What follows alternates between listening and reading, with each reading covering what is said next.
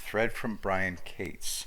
He begins the thread by replying to Seth J. Levy, who says, the Senate Select Committee on Intelligence Security Chief leaked. That's Richard Wolff. Richard Burr was the chair. Senator Richard Burr, Republican. DOJ has justified access to Burr's phone. This should get interesting. Brian responds, you'll be told this is an insider trading investigation, but let's remember, the Senate Intelligence Committee's security chief was indicted and convicted for a criminal leak of classified documents. Who else was involved in criminal leaks from that committee? Richard Wolff, the security chief who was indicted, leaked the Carter Page FISA warrant to his New York Times reporter girlfriend just as fast as he could once it had been to the Senate Intel Committee by the once it had been sent to the Senate Intel Committee by the DOJ. Who wants to bet that that wasn't the only time Wolff was used as a conduit for leaks of classified documents? Wolff got a very lenient deal for somebody caught red-handed committing such a serious felony crime. 6 months, I think it was. I told you for going on 3 years now, especially since I started writing for the Epoch Times, members of Congress are targets of criminal leak investigations at the DOJ.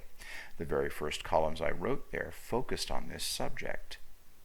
You don't do these kind of investigations in 6 weeks. They take years, especially when the targets are some of the most powerful people in the swamp. Now, riddle me this, all you reporters and pundits with your deeply embedded inside anonymous sources. Why did Burr get no warning? How was the DC swamp leak culture kept out of the loop so the FBI could swoop in and arrest the powerful Republican senator who runs the Intelligence Committee without him getting tipped off they were coming for him? How did this not leak in advance? Excuse me, correction, Burr was not arrested, he was raided for evidence. The arrest comes later. Now this drops. Alex Salvi, new. Senator Dianne Feinstein's office confirms she answered questions from the FBI and handed over documents about her husband's stock trades. We'll get days of, this is only about insider trading. Nobody is investigating the blatant criminal leaking these people got away with for years. And look, I don't doubt at all insider trading was going on here. Swamp creatures have been getting away with that for decades.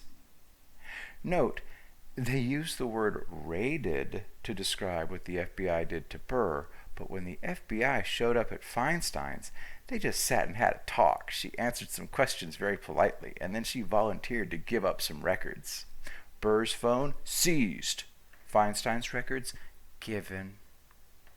I'll bet the story becomes, while investigating all the insider trading these senators were doing, they just luckily stumbled over all this classified leaking evidence. They got the left to scream for Burr to be investigated for insider trading after the virus briefing. Wish granted. Now they're looking at Feinstein too. And don't kid yourself. These people were warned to stop both behaviors, the illegal leaking and the insider trading. Well, they didn't stop. And now the FBI is starting to go public with the fact that sitting members of Congress are targets of criminal investigation. In the past, the minute warrants were sworn out to seize phones and records from powerful senators, they'd have been tipped off. It would have leaked. Instead, from all accounts I'm reading, Burr and Feinstein got no warning this was about to happen. Right now, powerful people in the swamp are waking up to the fact that, yes, Trump really is going to do this. Previously untouchable people who broke laws with impunity through things like insider trading and leaks of classified information are now touchable. What other message could you possibly take from Trump insisting on calling the biggest scandal ever in American history Obamagate? If he's willing to go there, where is he not willing to go? Burr will step down this Friday, likely to be replaced by Marco Rubio. Understand, they could have rolled up these corruptocrats long ago for the insider trading they were doing. They've been doing it for years. Hell, Peter Schweitzer has been documenting it in best-selling books.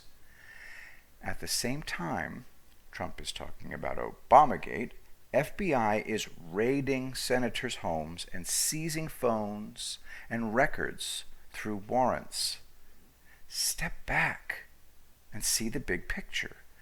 The DNC media will furiously insist there's nothing here, a big fat nothing burger over rumors of insider trading. Navy guy who took pics of a subreactor and threw the camera away got years in prison. Petraeus got a huge fine, and they considered taking away one of his stars. Richard Wolff got 2 months in a club fed. Because the DOJ doesn't announce the start of criminal investigations, they do not call press conferences to state which U.S. attorneys are investigating which targets, and because they do not share material evidence with the media, nothing's happening. They certainly do not tell the press, we are now swearing out warrants in court that will allow us to go and seize records and phones from two of the most powerful people in Washington, D.C. They don't do that. Anybody intimating to you that they do or they should, that person either doesn't know how these things are done, and they are too stupid to be publicly commenting about it. That's the generous take. Or the bad take is they are playing anybody who listens to them for suckers, and their motives for doing that are not good. Remember what I've always said, when the Spygate indictments are unsealed, they're going to have to show you dates. I want you to pay attention to the dates the investigations of these Spygate plotters and leakers started. In fact, I'm going to insist on it. I'm very well aware there's a sizable faction of pundits, reporters, and political commentators on the right who have claimed for going on 3 years now nothing was happening and nothing was going to happen. They've told you all this time nobody was investigating the Flynn leak. You're right in the middle of watching the groundwork being laid for the public rollout of who did the Flynn phone call leak. I have to explain this? Well, okay. Explaining the obvious, that's how I have now built followers up to about 200,000. Only after the documents were declassified, given under seal to the court, and then unsealed for Sidney Powell, Flynn's attorney, documents that proved Flynn was the victim of a setup by former FBI officials. Were they going to take the next step, revealing the leaker of the phone calls? All these documents are suddenly being produced by the DOJ. The FBI is suddenly raiding the homes of powerful senators. Trump is suddenly openly talking about Obama, trying to launch a coup against him. But remember, nothing's happening and nothing's going to happen. You're about to discover that most of the political pundits and reporters and commentators on the right are nothing more than posers. They've been faking it all this time. They didn't do the digging, they didn't do the researching. They struck a pose and they stuck with it. It doesn't take any talent, grit, or effort to work and strike to strike a pose. Just keeping it real, yo. The swamp is too deep. Trump was too stupid. Surrounded himself with all the wrong folks. Stumbled in there without a clue. He's doing all the wrong things. Part of striking the cynic's pose was to believe every single fake leak or cover story that appeared on the horizon, often launched by Trump himself. Remember, Trump is a guy who started his presidency by feeding the media a fake leak and then bragging about it to their faces. I'm not making that up. That happened. He even told them at the time he was bragging about what he'd done. The leaks are real. The news is fake. It never seems to occur to these people. Maybe a lot of this was kept secret for very good reasons. And while it was kept secret, Trump and his team put out a lot of fake leaks and fake cover stories to keep their enemies and their stupid friends out of their way. Spygate scandal developments, when they suddenly strike, stop and ask yourself why these reporters and media outlets on both sides, with all their cool and awesome inside anonymous sources, never see them coming. Why do the inside sources constantly fail to leak what's about to happen? Why are they constantly being caught by surprise, just like the rest of us who don't have such inside sources? Well, I know a brutal truth. You want to hear it?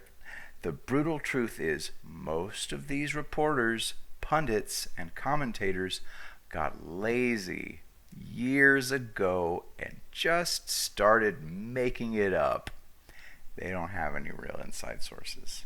They take scuttlebutt going around town and invent a top official familiar with the matter. And if you think only media people on the left do that, you're being incredibly naive. For those that do have inside sources that they invested the time and effort to develop, their sources can't leak anything real to them because the real leaks stopped years ago. Take the recent appointment of a special prosecutor to go into the Washington, D.C. U.S. Attorney's Office and investigate the Flynn case. Why didn't any of the leaking members of the swamp sniff that out before Barr announced it himself? And why, when that special prosecutor was about to exit the D.C. office and march over to the courtroom to give a bunch of sealed, exculpatory evidence to Sidney Powell, did no leaking swamp creature catch wind this was about to happen? It's because that special prosecutor, Jeffrey Jensen, the U.S. Attorney for the Eastern District of Missouri, is based in Missouri. He's an outsider. The leaking swamp doesn't have anybody in his office, and they didn't have any time to develop any anonymous sources. Same reason Huber was put in charge of various aspects of the Clinton and Spygate investigations. He's way over there in Utah. What did he end up finding? You don't know. Because you only know what the DOJ decided to tell you, and most news reports were reporters making it up.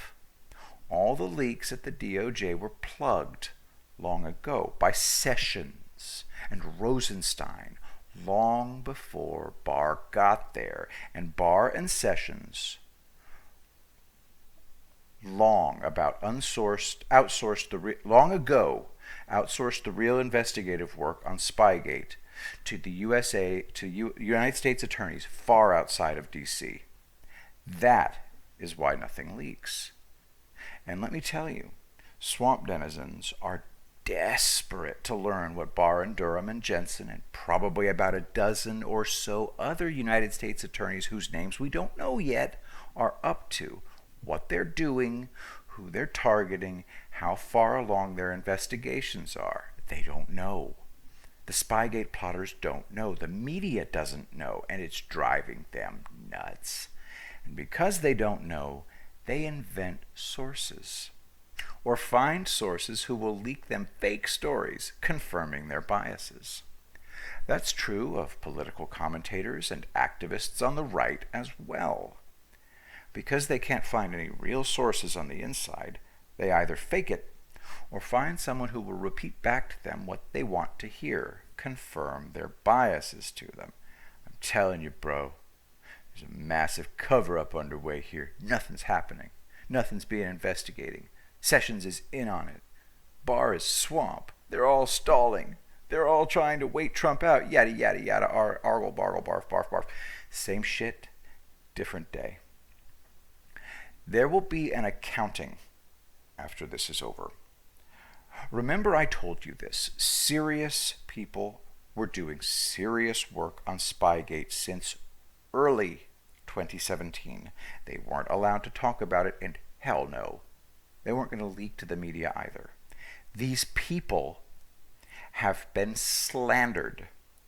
Every single investigator in the Office of the Inspector General, at the DOJ, in the FBI, in the U.S. Attorney's offices that put these cases together in silence were 100% professional about their actions in not leaking themselves as they investigated criminal leakers. They're going to deserve an apology. Pundits and activists slandered these people because they wouldn't leak or talk about their work on these investigations.